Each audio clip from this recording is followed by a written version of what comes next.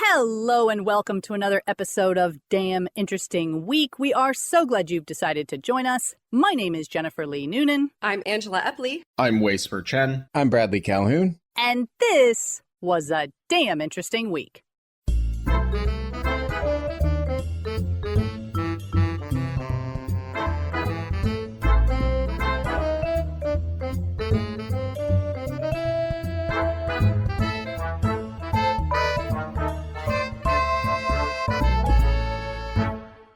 So let's get started with our first link.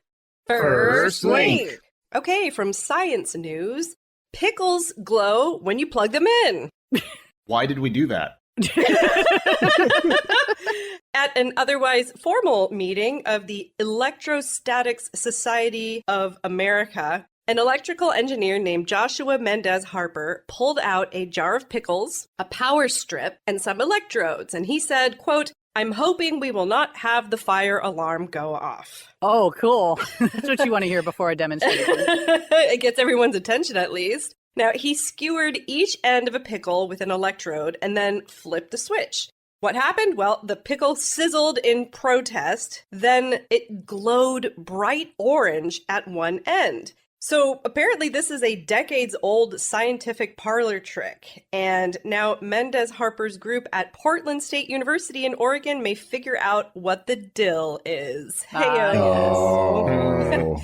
So pickles are typically soaked in a salty brine, and because salt water consists of ions, which are electrically charged atoms, pickles are able to conduct electricity. But why they glow, that cause is kind of debated. So one idea is that pickle juice boils at the electrode, which creates a pocket of vapor that blocks current flow, which causes sparks to fly across the gap. Another idea involves electrolysis, which is a process through which an electric current breaks water into a mixture of hydrogen and oxygen. That mixture is explosive, so heat from the electrode might trigger small luminous blasts. So Mendez Harper and colleagues outfitted a pickle with monitoring equipment in their laboratory, including a high-speed camera and hydrogen sensor. Then they zapped it with either an alternating or direct current. It's worth pointing out here that Mendez Harper is a professional. Please don't try this at home. In case you don't know the difference, alternating current is the type from a wall socket that we're all familiar with, in which the charge flow switches directions periodically, whereas direct current is a steady flow. And what did they find? Well, hydrogen was produced in both cases, indicating, okay, yes, some electrolysis does in fact take place. But puzzlingly, the glow only appeared with alternating current. That is suggesting that the mechanism actually involves both effects at once. So the oscillating nature of alternating current might help keep that vapor pocket open, allowing sparks to form that ignite the hydrogen and oxygen. Direct current could make the vapor pocket unstable so that it collapses, producing hydrogen but no sparks, and therefore no ignition and no glow. Mendez Harper and colleagues also wanted to answer why only one side of the pickle glows when you do this experiment. Turns out that answer is a little less complicated. It's the juicier side. So if you had a pickle placed vertically, it would always glow on the bottom end where the brine collects. After the demo, pickle went in the trash. Taste tests were not on the menu, probably for good reasons. Although, fried pickles are a thing. I guess that batter really does a lot of heavy lifting, though. Yeah, I'd eat it. I mean, it can't kill you. It's just going to be burnt at worst, right? I mean, take the electrodes out, yes, I think. Yes, I'm not going to try. All right, next link. Next link. This article comes to us from The Guardian. It's titled, "Do Bees Have Inner Lives?" I hope so. Yeah, I mean, I think they do. Slow motion video reveals bumblebee behavior similar to liking or disliking. Like on social media, like they have little thumbs and they're like, okay. Exactly, yeah. They all do little clicks. They're going in dopamine loops. I mean, really, that's what beehives are. They're like factories. Right. So when bumblebees taste something good, they reach out their glossa or insect tongue for a while afterwards, almost as if they're licking their lips. And when they don't like something, the insects will shake their heads and wipe their mouths. So Okay. cute. Yeah, scientists who captured the miniature facial expressions on slow motion video say the behavior is consistent with liking and disliking responses observed in mammals. In the study, which is a collaboration between Macquarie University and the Southern Medical University in China, researchers presented bumblebees with droplets of unique solutions: 60% sugar, 20% sugar, plain water, 5% salt, or quinine, and recorded their reactions. Professor Andrew Barron, who researches insect behavior at Macquarie University, said facial expressions are an important window into the internal state of animals. It tells us there is an inner life to the insect. Previous studies have shown that mammals, such as primates and rats, display clear signs of liking, such as licking and sticking out their tongues, and disliking. But while similar findings in mammals were readily accepted, in insects such as bees, the concept of an inner life remained highly controversial. To make sure they were not just observing a chemical reflex, the scientists tested responses with 18 colonies under a range of circumstances, including when the bees were heat-stressed, already full, or given doses of different drugs. Aw. Aw. The bees' reactions depended on context. For example, heat exposure changed their response to water or salty solutions from neutral or averse to positive. Barron said, "It's as if someone had offered you an electrolyte drink. You'd probably go blah most of the time, unless you've just been out on a really, really hot day and done an enormous run, in which case an electrolyte drink is exactly what your body needs and it tastes fantastic." Associate Professor Thomas White, an entomologist from the University of Sydney who was not involved in the paper, said research into insect behavior and sentience was a fast-moving field. What made this study fascinating was its focus on the positive side of life, as the majority of research investigates negative feelings such as pain or fear. Yay. White said, "The picture is increasingly pushing towards a view that insects or many insects have some simple capacity to feel the world, not just to assess it and detect it, but to actually have a point of view. It cuts against a lot of people's intuition about where we might draw the line in the animal kingdom as to what can feel pleasure and pain, and hence the kind of ethical and moral responsibilities we have towards those animals." Well, and if they have preferences for liquids, they're going to have preferences for other things, too. Like, next up, we're going to start showing them TV shows. We're going to, like, see what kind of media they're into. Oh, and then yeah. the really opinionated bees come out. Bee trolls? You went right to bee trolls? Come on. I mean, yeah. I mean, put on the bee movie for them, see how they feel, you know? There you go. That's the Offended, I thing. think. Yeah, I'm like, that's our only real representation, and we don't do a very good job of it. I'm sorry, bees. Or we just make them watch a lot of bee movies and we call it MSTBK. Next link. Next link. Okay, this comes from Science Alert. At 100, Dick Van Dyke credits one habit for his long life: having lots of money. Yeah, it helps. At the close of 2025, the beloved actor Dick Van Dyke turned 100. On the eve of his birthday, he published a book called 100 Rules for Living to 100, an optimist's guide to a happy life. "I never wake up in a bad mood," he said, ahead of the book's publishing that year. That's an impressive claim for so many years on this planet, and while it might seem far-fetched, we don't have his former wife to ask, did he really never wake up in a bad Right, mood? right. Yeah. And I think even so, there's something to presenting a good attitude to the world, even if you do wake up in a bad mood. But I think it's a little disingenuous to say I've never woken up in a bad mood. Up. Yeah. Because he psychically gives it to everybody else around them. So his entire circle is just furious all the time. He's just off-gassing all the bad vibes at all times. Right. Writing for The Conversation in 2025, health scientist Jolanta Burke explained that emerging research really does suggest that optimists like Van Dyke have a higher chance of living longer. Burke points to a long-term study on novice nuns, I guess not professional nuns, that began in the 1930s. In their youth, participants were asked to write down the story of their lives. 6 decades later, researchers found that those who expressed more positive emotion lived an average of 10 years longer. Wow. More recently, a 2019 study from the UK found that optimism is specifically related to longer lifespan, up to 15% longer on average. They have a few ideas about why positive states of mind bestow health. Positivity is often linked to happiness, a sense of purpose, and satisfying relationships, all of which are associated with longer lifespans. So it's not necessarily happiness. I mean, do we honestly believe Bernie Sanders is waking up every day really happy? The world's longest study on happiness has been running since 1938. After hundreds of peer-reviewed papers, medical checkups, and in-person interviews, a clear pattern has emerged. Participants who were most satisfied with a community of friends and family in middle age were the healthiest at 80. And scientists aren't sure why this is, but they suspect that a rich social life provides some protective buffering against the stress and anxieties of the day. Today, scientists estimate that reaching age 90 can be explained by 30% genetics and 70% health behaviors such as diet and physical activity. Another case in point, David Attenborough also turned 100.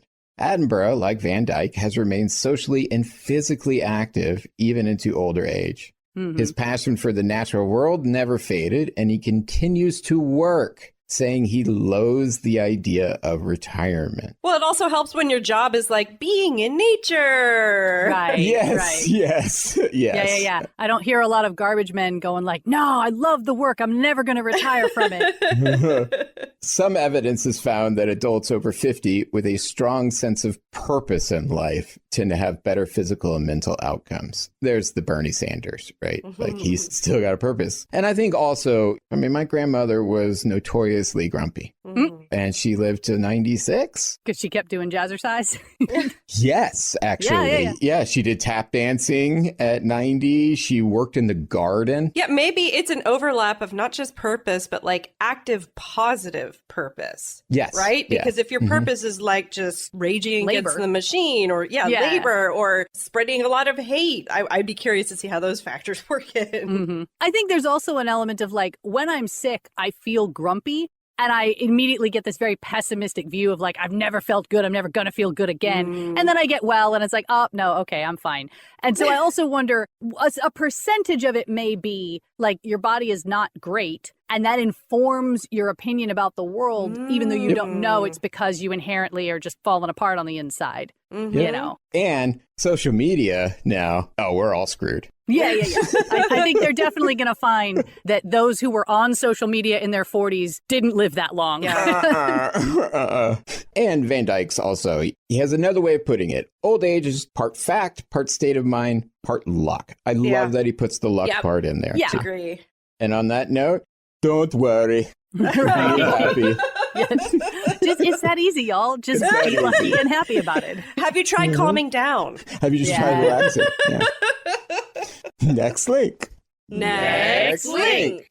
All right, this next one comes from The Guardian, and it's called A Swarm of Stink Bugs and a River of Rats, Why India's Flowering Bamboo Causes a Crisis for Humans. See, just don't worry, be happy. Yeah, tell that to the bamboo. To the stink bug infestation.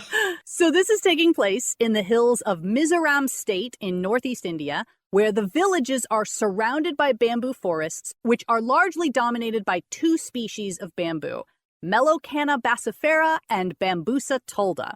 And the thing that makes these two types of bamboo special is that they have a roughly 48-year flowering cycle. Oh, wow. So they just sit there, slowly growing and doing nothing for nearly 5 decades, and then all at once, you get this massive flowering event where millions upon millions of seeds are produced all at once, and it throws the ecosystem into chaos. Oh, gods. And we'll talk about what that chaos looks like, but just to make things a little harder, the two bamboo species are not in sync.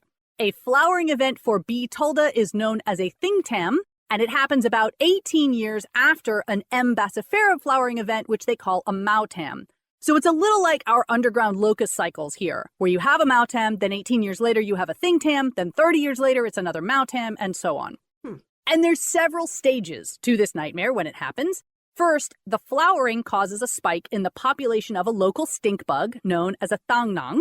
These are unpleasant but mostly harmless, but they serve as a warning to the locals of what's coming, which is a swarm of rats. because the rats eat the seeds of the flowering bamboo and they breed and multiply incredibly quickly in response to this massively increased food source. Then, once the seeds are depleted, the rat population migrates into the local farms to avoid starvation, and they just decimate the crops. In the Lunglei district, a farmer named C. Lauriliana says his family stays up all night for weeks on end trying to guard the fields. They put bamboo traps along field edges and footpaths and often catch dozens of rats every night, but still, when the sun rises, the fields are destroyed. They need to get themselves some rat terriers out there. Yeah, exactly. And in case it isn't clear, they are in the middle of one of these cycles right now. According to estimates from the State Agriculture Department, more than 5,300 farmers have been affected across Mizoram. Rice crops in particular have suffered the highest losses, but they've also seen major setbacks in the annual harvests of maize, ginger, pumpkin, and beans. One farmer says he normally harvests 30 to 40 bags of rice in a season, but this year he only managed 3 bags, which is not enough to feed even his own family, let alone sell any to make a living. Now, the government has set up subsidized ration shops to feed the farmers, and they've also tried distributing rat poisons like zinc phosphide and bromadiolone into the affected areas, along with awareness campaigns on how to use them. But while the government says that these rodenticides are safe for humans, many villagers are refusing to use them because their local water source goes right through the harvest fields, and they understandably are nervous about maybe drinking poison. They also say that they've heard from other villages that the poison doesn't really work any better than the traps, which is to say only barely. To make things worse, even once the rat population starves and the crops recover, there are knock-on effects in the years after a flowering event. Because part of the cycle is that the existing bamboo dies after exploding its seeds everywhere, and the bamboo root system plays a key role in soil stabilization, especially during the monsoon season. So first, the people starve, and then the next year, their whole house gets carried away in a mudslide. And so the general agreement at both the national and local level is that, we know this is coming. These cycles are very well documented. We should be better prepared for this. Professor Lalrin Mawia says the cycles are clearly connected to not just famine, but also major political uprisings, which ought to motivate the government to plan ahead, but somehow it never does.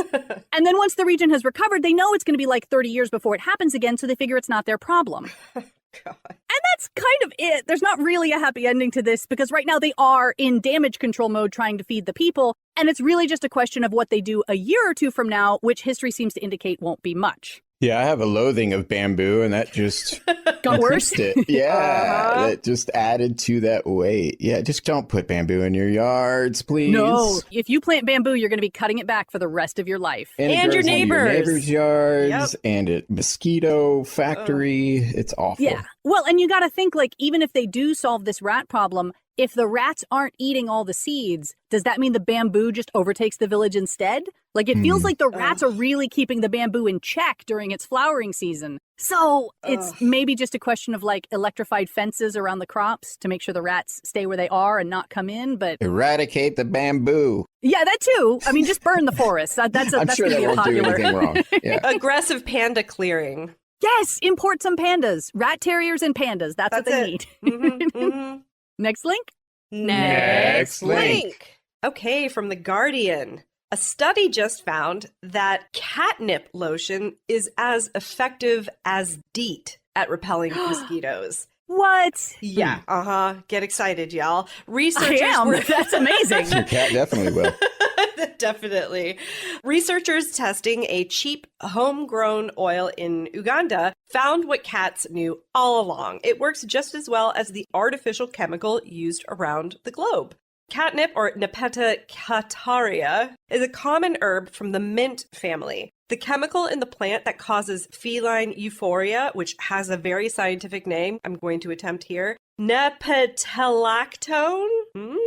It also has insect-repelling properties, but this has not been previously commercialized. Well, hands are rubbing here. New tools are, of course, vital in the fight against malaria, which is a disease spread by mosquitoes that infects about 282 million a year. And the majority of them, young children in African countries. But according to a senior lecturer at Cardiff University, Dr. Simon Schofield, he said, quote, "We found that a 6% catnip oil was just as effective as DEET, and the 2% catnip oil was only marginally less effective than that. Now, DEET is out of the price bracket for most rural Ugandan subsistence farmers. So they wanted to make a repellent which was very effective, but also allows locals to be involved in the production cycle, so it costs a minimal amount of money. Mm-hmm. They did not conduct any experiments explicitly to see if it was attractive to cats, but given that the active ingredient has well-known cat attractive properties, the senior researcher said, I would expect they would quite like it. Yeah, but that's not the worst thing in the world either, because if you have a bunch of cats, now you have other small pests that are not bothering your house. Exactly right. Yeah. The research also established the lotion could be made locally by a community enterprise.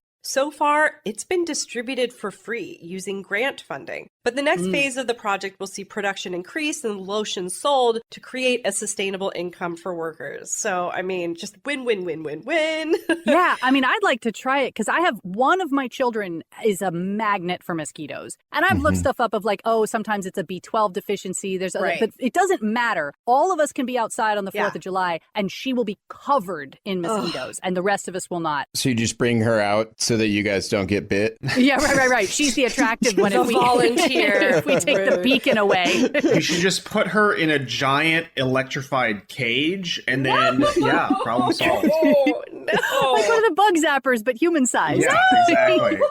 Nice. Well, because it's part of the mint family, if you've ever grown mint and had the misfortune of putting it in the ground, you'll know it grows extremely well, even to the point of aggressively spreading. What I want to know is, has anyone ever tried to battle mint with bamboo in their yard? No. Because they're both overgrowing species. No. Like, which one wins? What you're proposing is an unholy potential alliance where they start to, like, you create a new breed where it's the worst of both. Unless we're talking about, like, bamboo that fuses with catnip, and then all those bamboo forests are now mosquito-free. See? Sometimes they can be good. We'll let science figure that one out. Right. Next link? Next link. This article comes to us from ZME Science. It's titled, AI Cracked the Rules of a Lost Roman Board Game, and it's unlike anything we expected.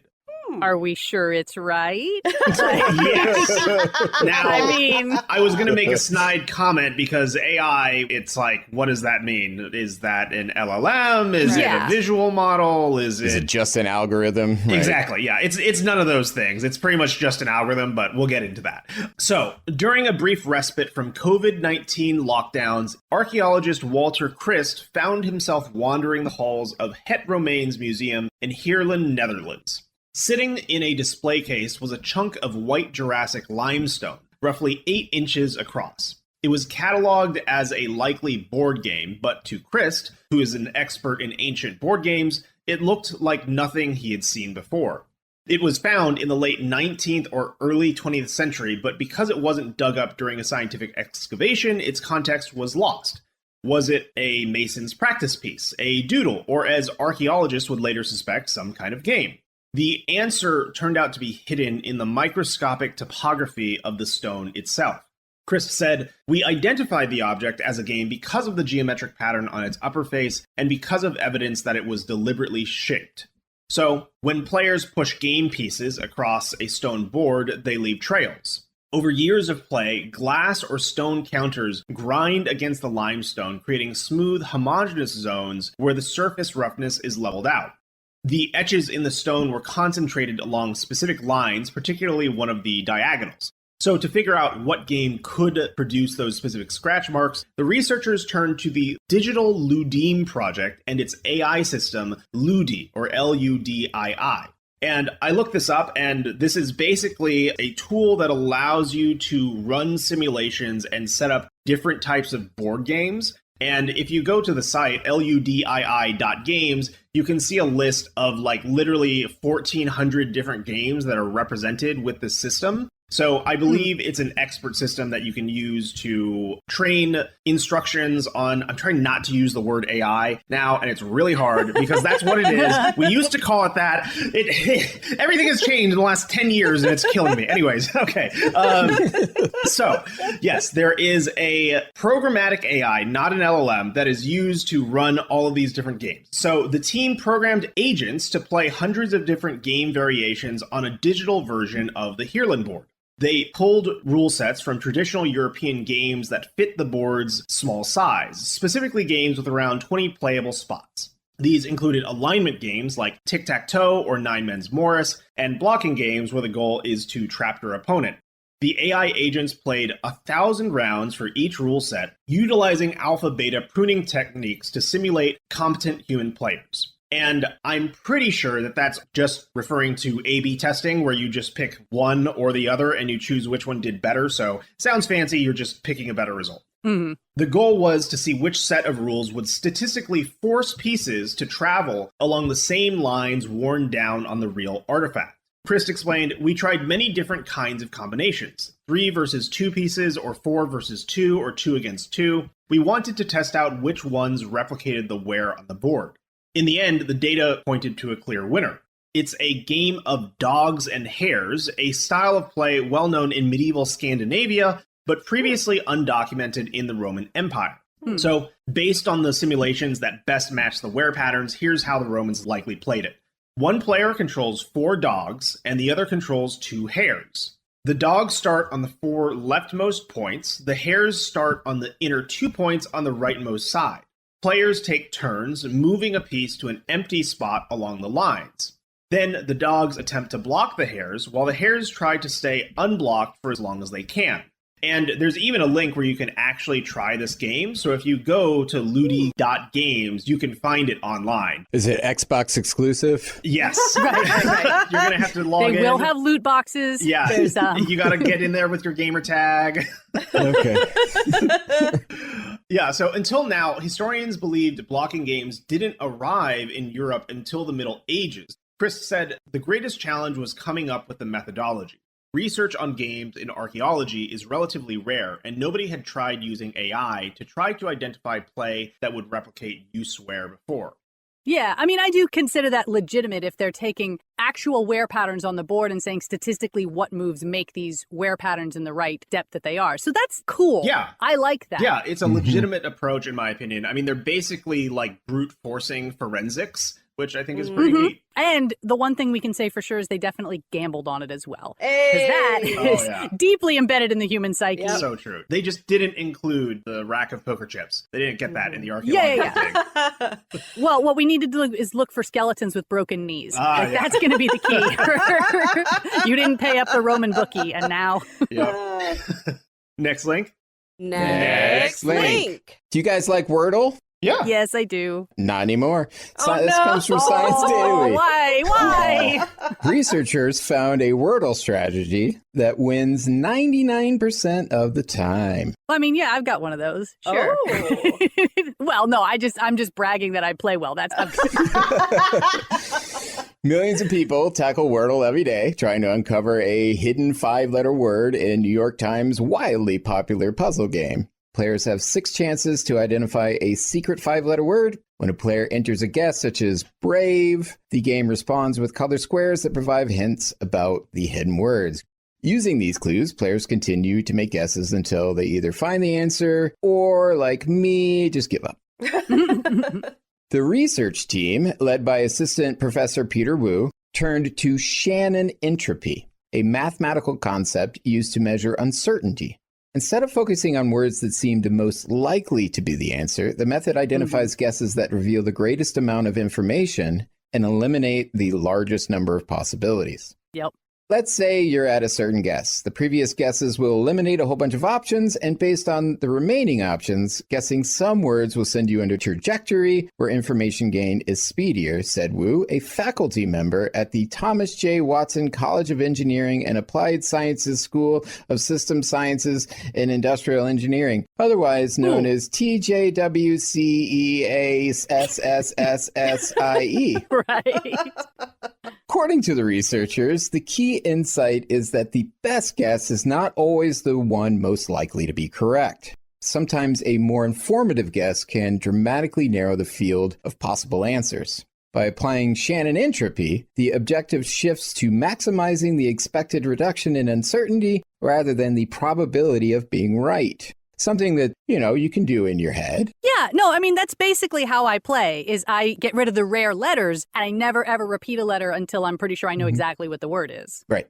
To use it while playing Wordle, a player would run a separate script program. There it is. No, I'm not doing that. And enter the color-coded feedback after each guess. The program would then recommend the next word that is expected to provide the most useful information. To evaluate the approach, the researchers compared it to the most traditional Wordle strategy that emphasizes frequent letters like A, E, and R. In computer simulations, the information theory-based method successfully solved 99% of word puzzles. The conventional approach solved 90%.